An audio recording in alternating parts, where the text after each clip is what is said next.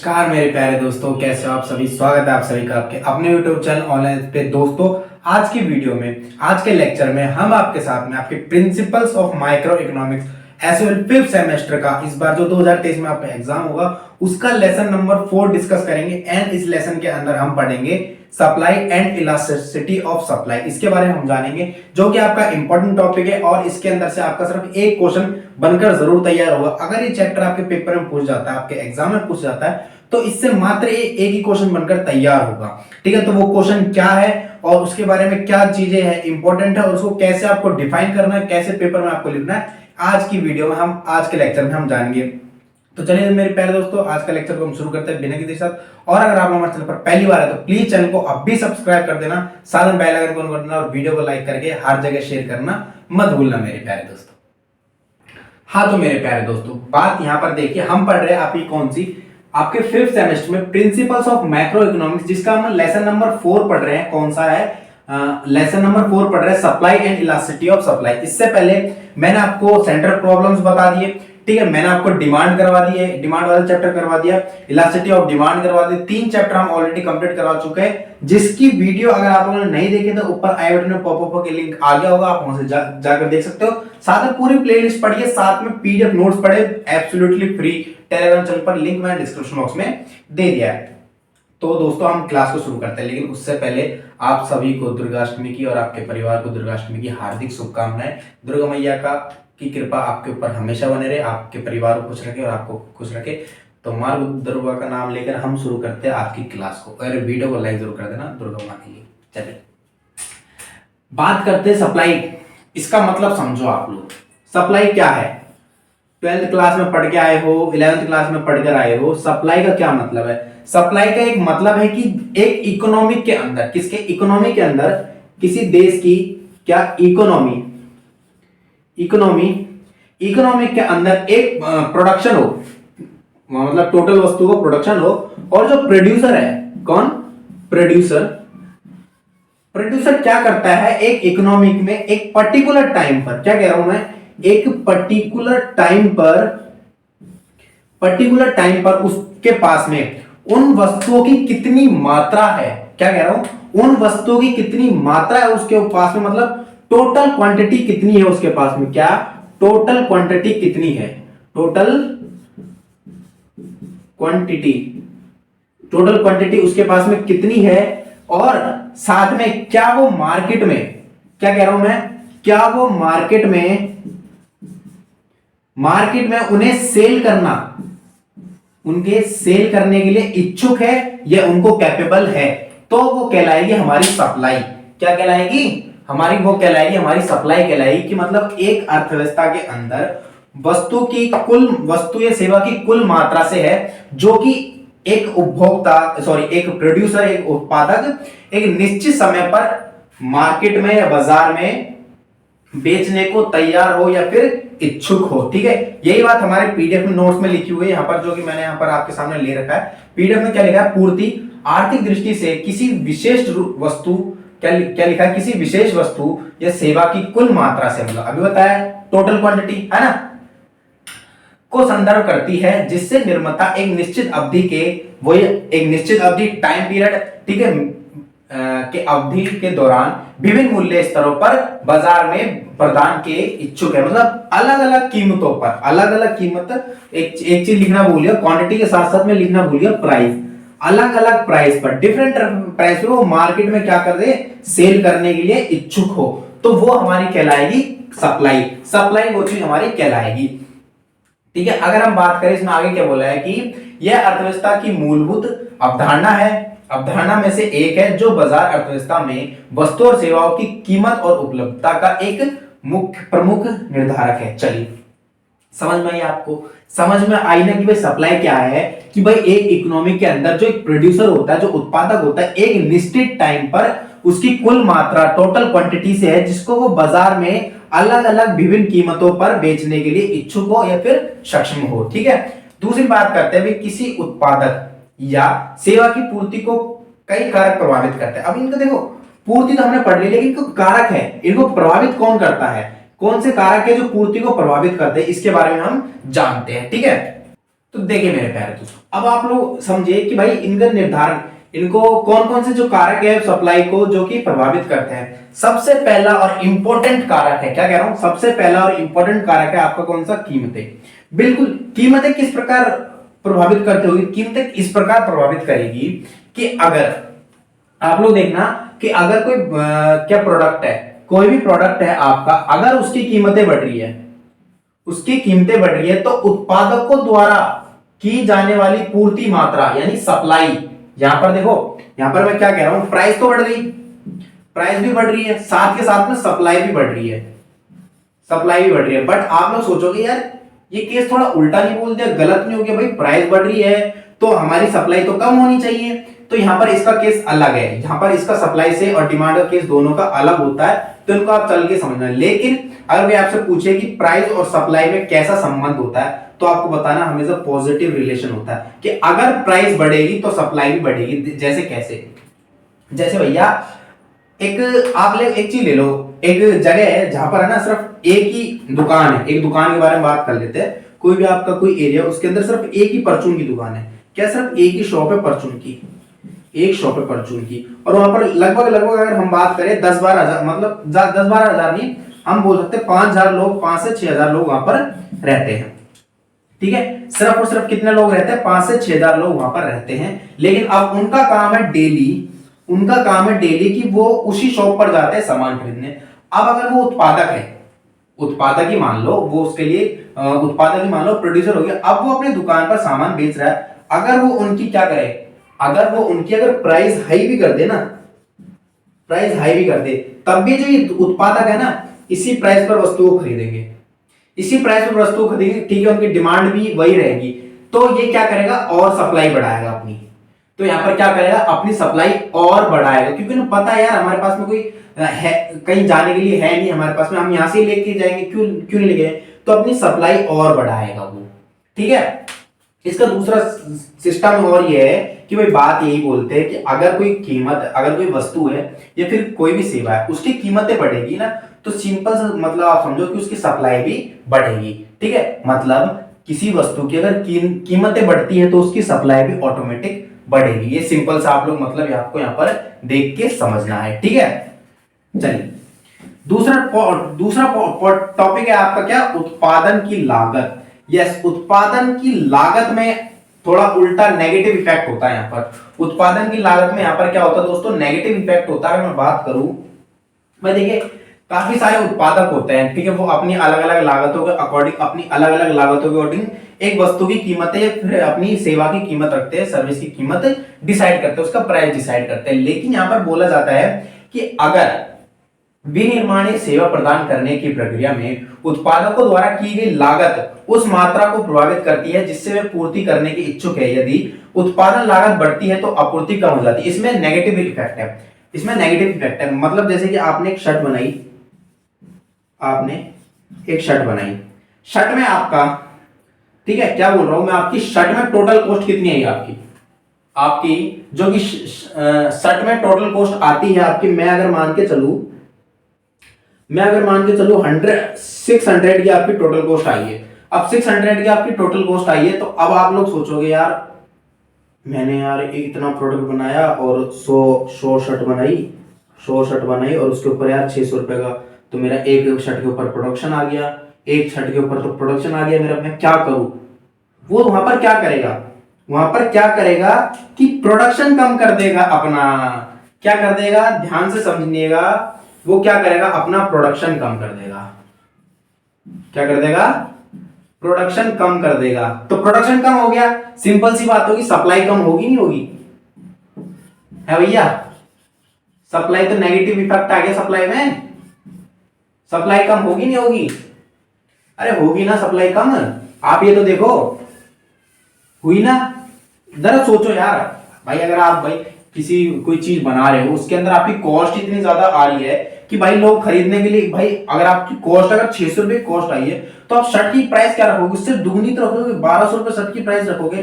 क्या आप लोग फिर सोचोगे क्या एक कस्टमर जो कि पुअर और रिच, जो कि मैंने आपको बताया है पुअर और रिच, इन दोनों में कौन खरीद पाएगा, आप लोग सोचो, इन दोनों सिर्फ यही तो खरीद पाएगा, रिच, पुअर तो बेचारा मर गया ना, पुअर नहीं खरीद पाएगा ना। तो इसके लिए क्या हो जाएगी, फिर वो सप्लाई तो कम करेगा, इनकी सप्लाई कम कर देगा। वो क्या करेगा, ज्यादा से ज्यादा पुअर, सिर्फ रिच लोगों को बेचेगा, पुअर लोग नहीं खरीदेंगे, तो यहाँ पर क्या होगी, सप्लाई कम होगी उसकी। सप्लाई पे नेगेटिव इफेक्ट पड़ गया, नहीं पड़ गया, सप्लाई पे नेगेटिव इफेक्ट पड़ गया, सिंपल सी बात। यहाँ पर इतनी समझने की चीज है, पूरा सर्कल है दोस्तों, ये पूरा सर्कल है, इकोनॉमी एक पूरा सर्कल है, जिसको आपको सर्कल के अकॉर्डिंग ही समझना पड़ेगा। समझ भाई, सर्कल के अकॉर्डिंग ही आपको सब समझना पड़ेगा, क्योंकि विदाउट सर्कल आप इसे नहीं समझ पाते। आपको सर्कल पूरा समझना पड़ेगा कि क्या बोला गया है। तीसरा पॉइंट है, इंपॉर्टेंट पॉइंट है, कौन सा, स्टार लगाना इस पॉइंट पर, तकनीकी प्रगति। तकनीकी प्रगति का मतलब क्या, देखा आज के टाइम पे ना काफी सारी मशीनरीज ऐसी है, काफी सारे टेक्नोलॉजी ऐसी है जो आपको ना कम कॉस्ट पर, एक कम कॉस्ट पर आपके लिए अच्छा माल तैयार कर देंगे, आपके लिए अच्छा प्रोडक्ट तैयार कर देंगे। क्या करते हैं वो, कम कॉस्ट पर, यानी लेस कॉस्ट पर, कॉस्ट लिख दिया मैंने, कॉस्ट, लेस कॉस्ट पर आपका क्या करते हैं, अच्छा प्रोडक्ट तैयार करके दे देंगे, आपको रेडी करके दे देंगे अच्छा प्रोडक्ट। अब भाई आपको पता है कि आपकी भाई कॉस्ट कम आई है, अब आप उसकी प्राइस अपने हिसाब से रख सकते हो, जिससे प्रॉफिट कम जाए, जिससे आपके लिए कौन ले ले, रिच लोग भी खरीद सकता है और पुअर भी खरीद सकता है, आराम से खरीद सकता है, जिसने आपने देख लिया। तो होगी क्या, तो यहाँ पर क्या होगी, आपकी सप्लाई बढ़ जाएगी, आपकी यहाँ पर क्या बढ़ जाएगी, देखो आप लोग की यहाँ पर क्या बढ़ जाएगी, यहाँ पर सप्लाई ऑटोमेटिकली बढ़ जाएगी। ठीक है, कॉस्ट कम आई है, आपने देखा है कॉस्ट कम आ रही है, ठीक है, हम तो ज्यादा से ज्यादा प्रोडक्शन करेंगे। भाई कॉस्ट कम आने का है, फिर ज्यादा आने का क्या मतलब है कि आपके पास में अगर मान लो 10,000 रुपए है और 10 के 10,000 रुपए आपने एक शर्ट बनाने में लगा दिए, आपकी पूरी कॉस्ट उसके अंदर चलेगी, तो क्या आप लोग अगली सप्लाई कर पाओगे, जब तक वो पूरी नहीं बिकेगी। अगर मान लो 10,000 का प्रोडक्शन आपने शर्ट पर किया है, तो आपको वो दोबारा प्रोडक्शन करने के लिए कम से कम नहीं माना तो 25,000 की शर्ट वो आपको टोटल सारी शर्ट आपको बेचनी पड़ेगी, तब जाकर आपका प्रॉफिट निकलेगा, तब जाके आपकी मशीनरी का खर्चा निकलेगा, तब जाकर आपका मेंटेनेंस का खर्चा निकलेगा। समझ में बात। तो अगर आपकी कॉस्ट कम आती है, तो आपकी सप्लाई भी बढ़ेगी। यहाँ पर उल्टा इफेक्ट है, अगर कॉस्ट कम सप्लाई बढ़ गई है ना, और कॉस्ट बढ़ गई तो सप्लाई घट गई। समझ में बात। और 3 पॉइंट समझाया। पहला पॉइंट, अगर कीमतें बढ़ी, क्या कह रहा हूं, कीमतें बढ़ गई, सप्लाई बढ़ गई,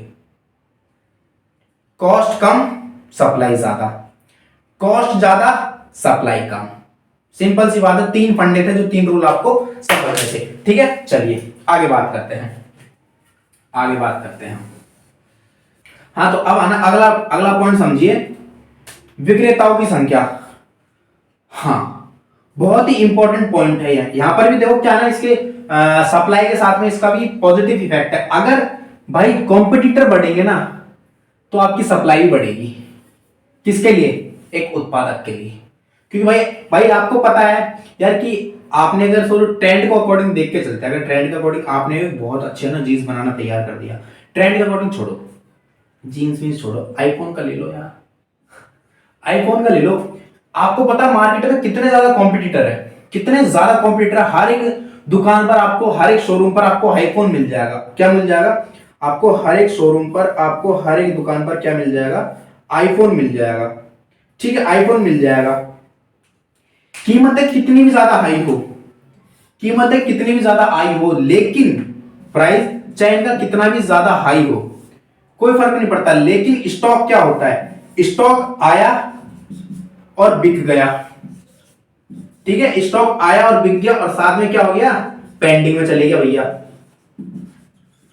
साथ में पेंडिंग में चले गया। बट आपको दिख रहा है यार इसके पास नहीं है, अरे उसके पास तो है, कोई नहीं, उसके पास जाते हैं, तो यहां पर क्या होगा, कंपटीशन तो बढ़ रहा है। देखो कंपटीशन भी बढ़ रहा है, साथ में सप्लाई भी बढ़ रही है, क्योंकि सब पता है यार उसकी दुकान पर खत्म हो गया, यार हमारे शोरूम पर पड़ा है, ऐसा कर जल्दी से 10-15 बंडल लिया आईफोन के, तो उस कस्टमर के लिए जिनके लिए वो पेंडिंग हो गया, जिनके लिए आईफोन पेंडिंग में चले गया, वो अगले महीने का वेट करेंगे, तो वो क्या करेंगे, दूसरी शॉप पे जाके खरीदेंगे, दूसरे विक्रेताओं पे जाके खरीदेंगे, नहीं करेंगे।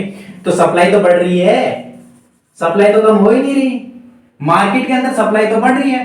तो यहाँ पर यही सिस्टम है। यहाँ पर दूसरा अगेन एक वही पॉजिटिव रिलेशन कि जितने ज्यादा विक्रेता होंगे उतनी ही ज्यादा सप्लाई होगी, प्रोडक्शन होगा।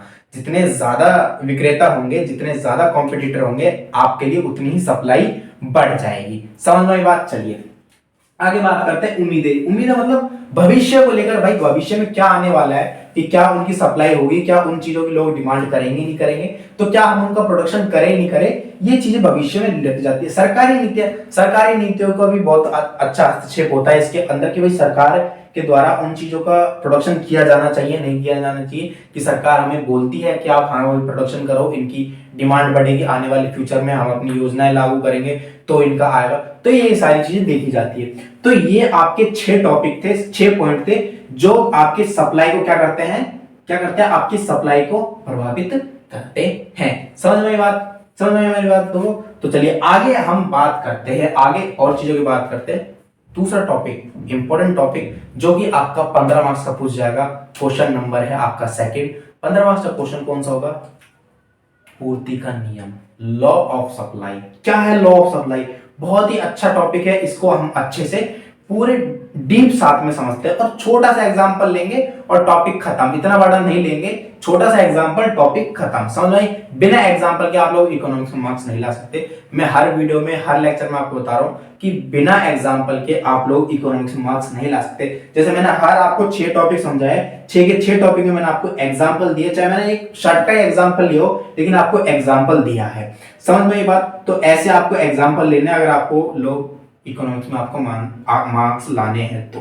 ठीक है, चलिए अब हम पढ़ते हैं पूर्ति का नियम। तो देखिए यहां पर लिखा हमने लॉ ऑफ सप्लाई, पूर्ति का नियम पढ़ते हैं। बहुत ही इंपॉर्टेंट टॉपिक है, बोल रहा हूं 15 मार्क्स का क्वेश्चन पूछ जाएगा आपका, क्या 15 मार्क्स का क्वेश्चन पूछ जाएगा, अगर पूछा जाता है तो।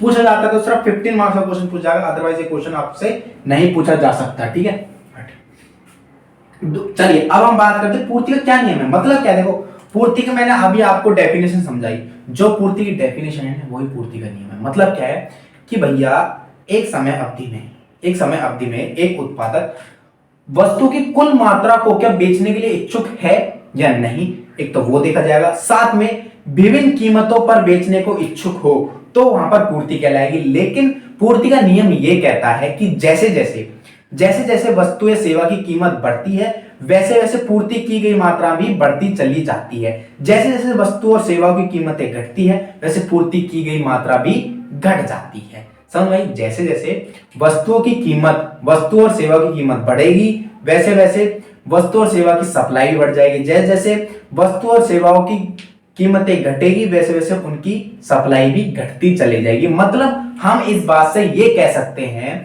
कि जो पूर्ति की गई मात्रा और आपकी जो कीमत है, उनके बीच में सीधा संबंध होता है, यानी पॉजिटिव रिलेशन होता है। कौन सा रिलेशन होता है?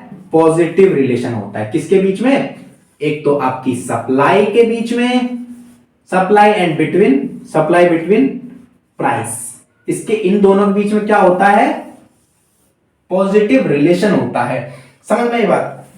देखिए इसका ना सिंपल सा अर्थ हम समझेंगे किसको, एक छोटा सा डायग्राम बनाएंगे और इसका एक टेबल भी बनाएंगे। देखिए पूर्ति का नियम अगर आपसे पूछ जाए तो क्वेश्चन को आपको सबसे पहले डेफिनेशन देनी है, उसका मतलब समझाना है, उसका उद्देश्य आपको बता देना है। ठीक है, जो कि आपको पीडीएफ में मिल जाएगा। दूसरी बात, फिर आपको टेबल समझाना, उस टेबल को थोड़ा सा आपको डिफाइन करना है, देन आपको उस टेबल के थ्रू क्या बनाना है? ग्राफ बनाना है, देन उस ग्राफ को डिफाइन करना है। डेफिनेटली आपको 15 मार्क्स पूरे मिलेंगे, ये मेरी गारंटी, आपके मार्क्स नहीं कट सकते। समझ में आई बात? चलिए अब हम सबसे पहले चीजें समझते हैं, कौन सी क्या बनाएंगे हम? टेबल बनाते हैं। ठीक है, टेबल बनाकर समझेंगे हम सबसे पहले। चलिए सबसे पहले भैया टेबल बनाऊंगा मैं, तो देखिए टेबल के थ्रू समझते हैं। एक तरफ मैंने लिया प्राइस, एक तरफ लिया मैंने क्वांटिटीज, सप्लाई को लेकर चलते हैं एक तरफ। ठीक है, सप्लाई ले लेते हैं, क्वांटिटीज। ठीक है, हम यहां पर ले लेते हैं प्राइस, हम यहां पर ले लेते हैं क्वांटिटीज। ठीक है, क्वांटिटीज हम यहां पर लेकर चलते हैं। पहले 1 रुपए में, सॉरी 1 रुपया नहीं, चलो ऐसे समझते हैं इसको, दूसरे मार्कर से ले लेता हूं, कलर अच्छा होना चाहिए तभी तो दिखेगा ना। 1 रुपए में पहले उत्पादक क्या कर रहा था भैया? 1 रुपए में वो कितनी सप्लाई कर रहा था भाई? बस कोई वस्तु है, कोई सेवा है, उसकी पहले 1 रुपए की कीमत थी, तो उसने कितनी सप्लाई करी? 10। समझ में? अब यहां पर कीमतें बढ़ी, क्या हुआ? कीमतें बढ़ी, कीमतें होगी 1.5 रुपए, फिर होगी 2 रुपए, फिर होगी ₹2.5 आपकी कीमत, ठीक है। फिर होगी क्या आपकी ₹2.5। देखो कीमतें बढ़ रही है, तो इसके अंदर भी आपका पॉजिटिव इफेक्ट होना चाहिए या नहीं होना चाहिए, बता दिया आप लोग। इसके अंदर भी पॉजिटिव इफेक्ट होना चाहिए, क्योंकि पूर्ति का नियम तो यही कहता है कि भाई जैसे जैसे कीमतें बढ़ेगी वैसे वैसे आपकी सप्लाई बढ़ेगी। 14 क्वांटिटी देने लग गया, 17 देने लग गया भाई साहब, फिर 19 देने लग गया। डायग्राम के सहायता से हमने समझ लिया ना, समझ लिया, बता दो समझ में आ गया तो कमेंट में बताओ ना कि हाँ सर समझ में आ गया। अगर हम टेबल की सहायता से हम समझ गए तो ठीक है, वो बनाओ सप्लाई कर बनाइए भैया, बना दिया, ठीक है।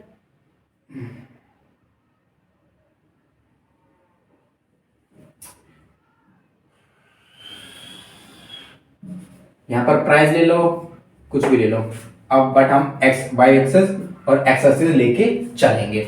सबसे पहले यहां पर क्या आपका जीरो फिगर है आपकी, ठीक है। प्राइस क्या हमारी ₹1, ठीक है। फिर इसके बीच में हम ले लेते हैं ₹1.5, फिर हम इसके बीच में ले लेते हैं ₹2, 0.5 का गैप लेंगे। फिर हम इसके बीच में ले लें ₹2.5, फिर हम ले लें 3, तो 3, 2.5, 2, 1.5 और 1 हम यहां पर लेकर चलते हैं। क्वांटिटी कितनी है हमारे पास? 10, 14, 17 और 19।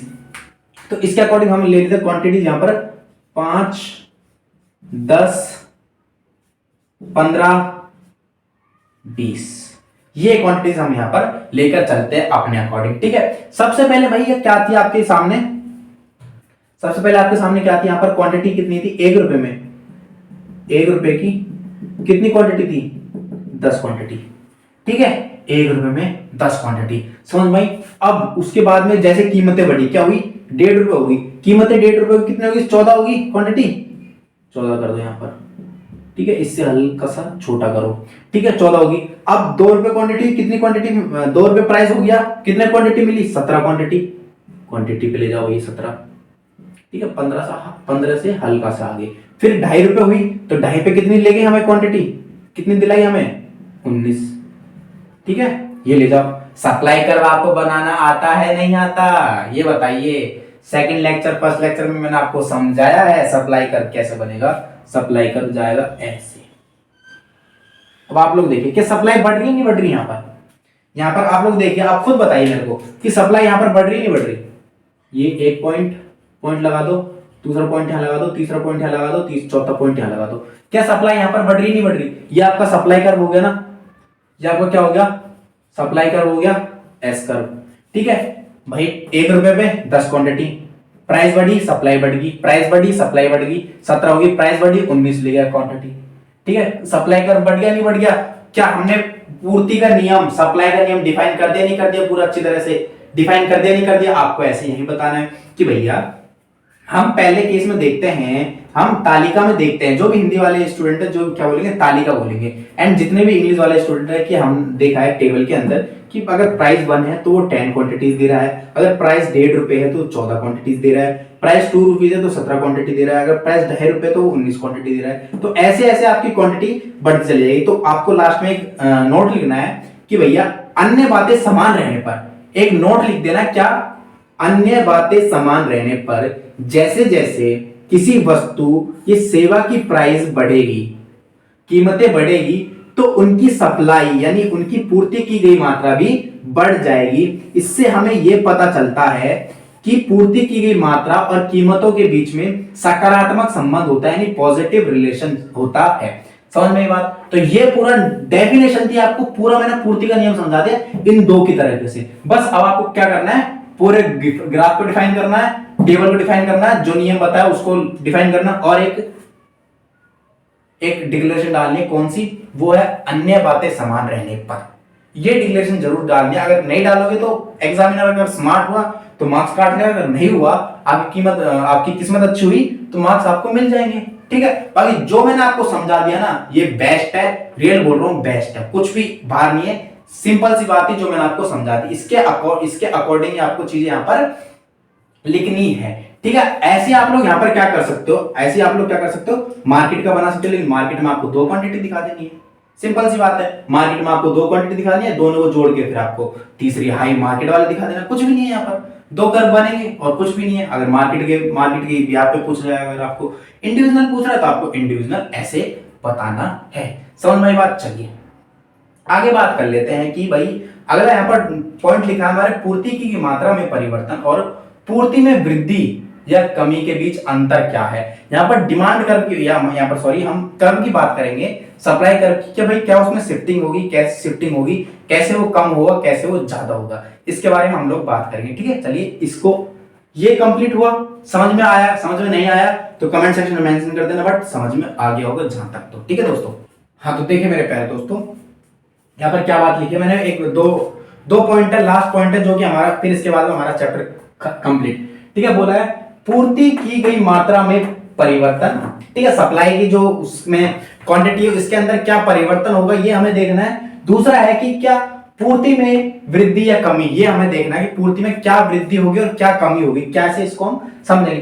पहला पॉइंट समझते हैं जो कि हमारे पीडीएफ में क्या लिखा हुआ है, ये चीज हम समझेंगे। बोला है कि पूर्ति की मात्रा में परिवर्तन उत्पाद की कीमत में बदलाव के जवाब में मौजूद पूर्ति वक्र के साथ एक आंदोलन को संदर्भित करता है। यह तब होता है जब किसी वस्तु या सेवा की मात्रा में परिवर्तन होता है। ठीक है, जाहिर सी बात है कि भाई पूर्ति की जो मात्रा, कोई भी अगर वस्तु होगी अगर उसकी मात्रा में परिवर्तन होगा तो उसकी कीमतों में परिवर्तन होगा। ये बात ध्यान रखनी है आपको, उसकी कीमतों में परिवर्तन होगा। ठीक है, आगे क्या बोला है, परिवर्तन जिससे पूर्तिकर्ता उसकी पूर्ति में, उसकी कीमत में बदलाव के कारण बाजार में बेचने के इच्छुक और सक्षम होते हैं। बिल्कुल भाई, अगर मात्रा में परिवर्तन हुआ तो कीमतों में परिवर्तन के कारण क्या, फिर वो देखेगा एक उत्पादक क्या वो बेचने के लिए इच्छुक है या नहीं, क्या वो सेल करने के लिए कैपेबल है या नहीं, इंटरेस्टेड है या नहीं। ठीक है, आगे क्या बोला है, ये मानते हुए कि अन्य सभी कारक स्थिर, यानी अन्य बातें समान रहने पर। दूसरे शब्दों में इसमें पूर्ति वक्र पर एक बिंदु से दूसरे बिंदु तक एक विशिष्ट गति शामिल होती है, मतलब शिफ्टिंग होगी। कैसे शिफ्टिंग, अगर मैं आपको जैसे पूर्ति का नियम हमने समझाया था, वही वाली बात है हमने यहाँ पर कि भैया जैसे जैसे किसी वस्तु की कीमतों में अगर ये कीमतें बढ़ी तो पूर्ति की गई मात्रा भी बढ़ गई, कीमतें घटी तो पूर्ति की गई मात्रा भी घट गई। समझ में ये बात, ये दो चीज आपको समझ में आई थी, जो दो रूल मैंने आपको बताए थे वही रूल है यहाँ पर, पूर्ति की गई मात्रा में परिवर्तन। वही क्यों भाई, कैसे परिवर्तन होगा, सिंपल सी आप बात समझो ना कि अगर भाई कीमत में परिवर्तन होगा तभी तो जाकर उनमें परिवर्तन आएगा। भाई कीमत में परिवर्तन तो उनकी मात्रा में परिवर्तन, सिंपल सी बात। ठीक है, डायग्राम के थ्रू समझे, ऐसे नहीं समझोगे आप लोग, मुझे पता है आप लोगों को ना डायग्राम के थ्रू ही समझाना पड़ेगा। डायग्राम है यहाँ पर। अब हम प्राइस, अलग अलग प्राइस लेते हैं, जैसे मैंने भी बताया अलग अलग प्राइस लेना आप लोगों को। ठीक है, पहला प्राइस क्या ले, पहला प्राइस आप कुछ भी ले लो, P1 ले ले, P2 ले लो और P3 ले लो। P1 P2 then P3, quantity Q1 Q2 और Q3। ठीक है, बात समझे यहाँ पर। P1 क्वांटिटी, भाई पहले प्राइस इतना हो, P1 छोड़ो आप कंफ्यूज हो, मुझे पता है, 10 ले लेते हैं, 10 पर 10 क्वांटिटी। ठीक है, 10 पर 10 क्वांटिटी बेच रहा है वो।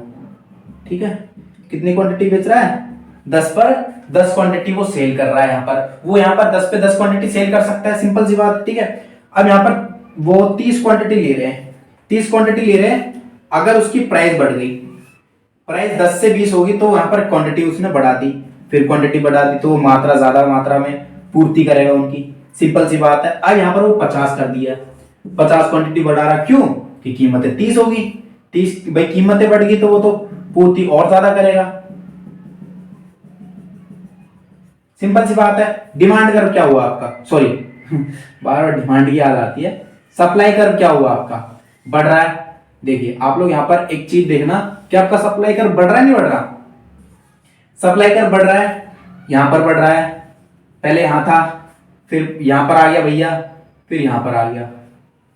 समझ में ये बात, आपको है ना सिंपल सा मतलब समझना है कि भैया देखो जैसे जैसे ना कीमतों में परिवर्तन हो रहा है, कीमतों में परिवर्तन हो रहा है, बढ़ रही है, बेसिक क्वांटिटीज में परिवर्तन हो रहा है। हो रहा नहीं हो रहा? आप लोग देखिए, वही वाली बात है कि वही यहाँ पर भाई अगर कोई वस्तु है तो उसकी पूर्ति क्यों बढ़ती है, कब बढ़ती है? सिंपल सी बात है, अगर कोई उत्पादक है, आप देख रहे हो यार मैं तो ना आईफोन बेचता हूँ, छोड़ो रियलमी का फोन आप लोग बेच रहे हो, आपको पता है रियलमी का पहला यार 10,000 का फोन मिल रहा था और मेरे पास में ठीक है यार 10,000 से गुजारा चल रहा था, लेकिन आपने देखा यार मार्केट में रियलमी 15,000 का बिकने लग गया, तो आप लोग क्या करोगे?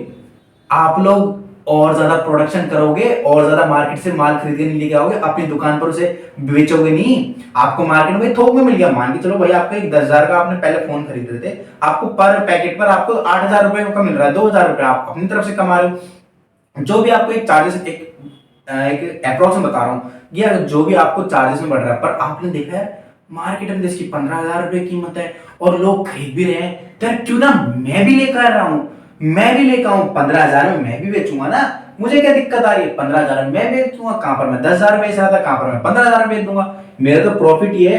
तो कीमतें बढ़ गई उत्पादक के लिए, तो वो पूर्ति बढ़ाएगा नहीं बढ़ाएगा? यही तो बात है, यही तो पूर्ति की गई मात्रा में परिवर्तन है, ये तभी तो परिवर्तन आएगा। जैसे कीमतों में परिवर्तन होगा वैसे ही पूर्ति की गई मात्रा में परिवर्तन होगा। दोस्तों एक ही बात आपको बार बार समझाइए, अगर आपको तब भी समझ में नहीं है तो मेरी गारंटी नहीं है, मेरी गलती नहीं है, क्योंकि आप वीडियो को ध्यान से नहीं देख रहे हो, आप लोग कट करके वॉच कर रहे हो वीडियो को, ठीक है? तो आपको ये चीजें समझ में नहीं आ रही है।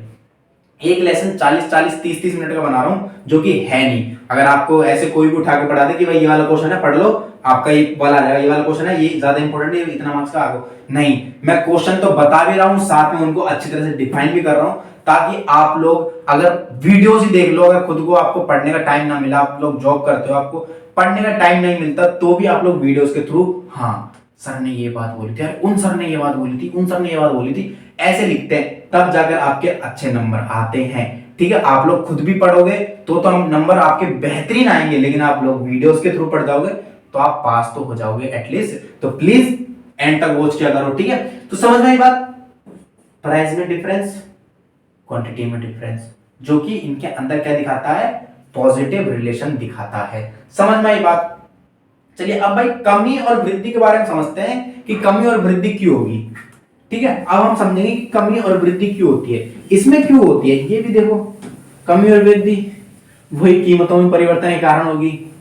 सप्लाई और डिमांड दोनों एक ऐसी चीजें हैं जो आपकी बिना कीमतों के चल ही नहीं सकती, कीमत के ऊपर डिपेंड करती है, हर चीज प्राइस के ऊपर डिपेंड करती है। क्या बोला है कि पूर्ति में वृद्धि या कमी संपूर्ण पूर्ति वक्र में दाईं ओर और बाईं ओर यानी राइट टू लेफ्ट और लेफ्ट टू राइट बदलाव को संदर्भित करती है। यह बदलाव तब होता है जब उत्पादन की कीमत के अलावा अन्य कारक में बदलाव होता है। अन्य कारक भी, भाई कीमतें में तो बदलाव हो गई, लेकिन अन्य कारक बदलाव होंगे, जैसे आपकी कॉस्ट कम आए, ज्यादा आए, ठीक है? संसाधन टेक्नोलॉजी में ज्यादा आपका पैसा खर्च हो रहा है, उन चीजों में भी देखोगे, तब भी आप लोग सप्लाई कम ज्यादा करोगे। यहाँ पर ये सारी चीजें भी देखनी पड़ेगी, ठीक है? जो उस वस्तु या सेवा की मात्रा को प्रभावित करता है, जो पूर्तिकर्ता हर मूल्य स्तर पर बाजार में पेश करने के इच्छुक होता है, ठीक है? कारण क्या है इसका? इसका क्या कारण है? कारण देखो, विशिष्ट कारक पूर्ति में वृद्धि या कमी का कारण बन सकते हैं। विशिष्ट कारण जैसे उत्पादन तकनीक में बदलाव, बिल्कुल अगर तकनीक में बदलाव आ गया, अगर मान लो पहले वो टेक्नोलॉजी हर महीने में उसकी जो टेक्नोलॉजी पर खर्चा आ रहा था 5,000 रुपए का आ रहा था, अब अगर मान लो नेक्स्ट मंथ उसकी टेक्नोलॉजी के अंदर जो खर्चा आया है, टेक्नोलॉजी के अंदर जो उसका खर्चा आया है वो 10,000 रुपए आ गया, तो क्या वो सप्लाई कम नहीं करेगा? आप लोग खुद सोचो, सप्लाई कम नहीं करेगा क्योंकि उसे पता है टेक्नोलॉजी में इतना खर्चा आ गया, चलो कोई बात नहीं, एटलीस्ट कॉस्ट तो कम आ जाए। बट कॉस्ट भी ज्यादा आ गई, तब क्या कर लोगे आप लोग? जब कॉस्ट भी ज्यादा आ गई तब तो आपको सप्लाई कम करनी पड़ेगी, नहीं करनी पड़ेगी? वही बात बोली गई है यहाँ पर, पूर्ति में परिवर्तन, वही कीमतें तो होगी, कीमतें तो आपकी फिक्स है, वो तो होगी, अगर उनमें जैसा चेंजेस आएगा वैसे ही आपकी सप्लाई में चेंजेस आएगा, लेकिन अन्य कारक यानी इनपुट कीमतें आपकी क्या इनपुट आई है उसके ऊपर, ठीक है? यानी पूरी टोटल कॉस्ट क्या है, जो टोटल कॉस्ट की बात करते हैं ना। भविष्य की कीमतें की उम्मीद, भाई भविष्य में क्या कीमतें होगी, कि इसकी इतनी कीमत होगी भविष्य में जाकर, ये भी आपको देखना है। या बाजार में उत्पादों की संख्या भी देखनी है आपको कि भाई उत्पादों की ज्यादा संख्या है या नहीं। जो मैं क्या कह रहा हूं, जो मैंने आपको शुरुआत में पहले एक चीज पढ़ाई थी, कारक। जो भी बच्चा कारकों को सही से समझ गया ना, वो पूरा चैप्टर खत्म कर देगा पूर्ति का। सप्लाई का पूरा चैप्टर खत्म कर देगा। क्या खत्म कर देगा? सप्लाई का आपका पूरा चैप्टर खत्म हो जाएगा अगर जिस भी स्टूडेंट ने, जिस भी लड़के ने इस कारकों को समझ लिया। अगर कारकों को आप लोग समझ गए तो आपका सप्लाई चैप्टर खत्म, क्योंकि कारकों के अंदर वही सारी बातें लिखी गई है जो इन चीजों में आ रही है, बार बार वही चीज सारी बातें लिखी गई है। ठीक है मेरे प्यारे दोस्तों, तो पूर्ति में वृद्धि कमी आप लोग समझ चुके हो और पूर्ति की गई मात्रा में आप लोग परिवर्तन समझ चुके हो। ये दोनों, इन दोनों के बीच में अंतर मैंने आपको बताया, अंतर क्या है। ठीक है, यहां पर तो सिर्फ कीमतें हैं, यहां पर सिर्फ कीमतें हैं, लेकिन पूर्ति की गई वृद्धि और कमी कब होगी? कीमतें तो प्रभावित करेगी, साथ में अन्य कारक। क्या है? अन्य कारक, जो कि आपका टेक्नोलॉजी होगी, आपके उत्पादकों की संख्या होगी, आपके बाजार में क्या कीमतें हैं, उसकी भविष्य में क्या कीमतें रखी गई है, समझ में आई बात? तो ये सारी चीजें भी आपकी डिफाइन करेगी। तो इन दोनों में ये सिर्फ यही सिंपल सा अंतर है। ये अंतर आपको दोनों को ग्राफ की सहायता से समझाना है। और ये वाला क्वेश्चन आपका अगर पूछा जाएगा तो ज्यादा नहीं, 8.5 से 7.5 मार्क्स का पूछा जाने वाला क्वेश्चन है, जो भी ऑप्शनल्स में आएगा, ऑप्शंस में आएगा कि भाई आपके पास में ऑप्शन है, आप ये वाला आप तो या तो 1 करो या फिर 1.2 क्वेश्चन करो। समझ में ये बात? तो देखिए दोस्तों, ये पूरा था supply and elasticity of supply, मैंने आपको यहाँ पर कंप्लीट करवा दिया है। ठीक है, इसके अंदर कुछ भी नहीं था, इलास्टिसिटी वाला इतना इंपॉर्टेंट नहीं था, तो इसलिए इलास्टिसिटी के मैंने क्वेश्चन आपके लिए यहाँ पर नहीं उठाए हैं। ठीक है, दूसरी बात, इसके अंदर जो भी चीज आपको समझ में नहीं आती है, इंस्टाग्राम पर मैसेज कर देना, डिस्क्रिप्शन बॉक्स में यूआरएल आपको उसको दे दिया है। साथ में समझ में नहीं आएगी होगी ऐसा तो हो नहीं सकता, अगर आपने वीडियो कट करके देखोगे तो समझ में नहीं आएगी। दूसरी बात, अगर समझ में नहीं आई, तब भी समझ में नहीं आई, तो वीडियो को रिवाइंड करो और थोड़ा फास्ट करो, स्पीड बढ़ा लो, स्पीडोमीटर से जाके स्पीड बढ़ाओ और थोड़ा तब समझने की कोशिश करो, तब हो सकता है आपको समझ में आए। कि मैं तो वैसी स्पीड में पढ़ाता हूँ, हो सकता है आपको ज्यादा समझ में आ जाए, लेकिन मैं बिल्कुल डीप घुस के मैंने आपको पढ़ाया, सारी चीज आपको डीप पढ़ाई है, हर एक पॉइंट को बिल्कुल ग्राफ की सहायता समझाता है, बिल्कुल आपको डीप तरीके से समझाया है। तो जहां तक मुझे लगता है कि मैंने तो आपको अपना पूरा बेस्ट दिया है। बाकी आपकी इच्छा है कि आप हमारी वीडियो को लाइक करते हो, कमेंट करते हो, चैनल को सब्सक्राइब करते हो। ठीक है, मैंने पूरा लेसन ये वाला कंप्लीट करवा दिया है। ठीक है मेरे प्यारे दोस्तों, अगर वीडियो लेक्चर, आज का लेक्चर हमारा अच्छा लगा तो प्लीज इस लेक्चर को लाइक करना, जितना ज्यादा हो सके उतना शेयर कर देना, और चैनल पर पहली बार आए तो प्लीज इस सब्सक्राइब करके जाना, साथ में टेलीग्राम चैनल को ज्वाइन कर लेना, क्योंकि आपको उसकी पीडीएफ, इसकी पीडीएफ आपको कहां पर मिलेगी? हमारे टेलीग्राम चैनल पर। ठीक है दोस्तों, धन्यवाद।